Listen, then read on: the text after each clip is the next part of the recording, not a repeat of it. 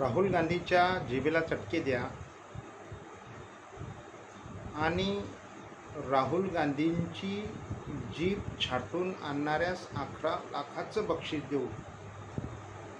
अशा प्रकारचं वादग्रस्त विधान करणारे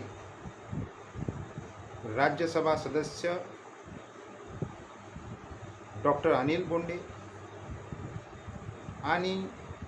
शिंदे सेनेचे आमदार संजय गायकवाड यांच्या या आक्षेपार्ह विधानाचं आम्ही समता सैनिक दल आणि रिपब्लिकन पार्टी ऑफ इंडियातर्फे जाहीर निषेध करतो आणि सरकारला विनंती करतो की त्यांच्यावर 192, 356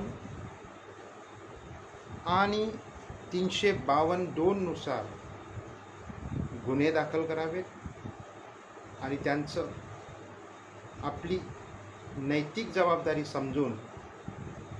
सदस्यत्व रद्द करावं अशी आम्ही मागणी करीत आहोत.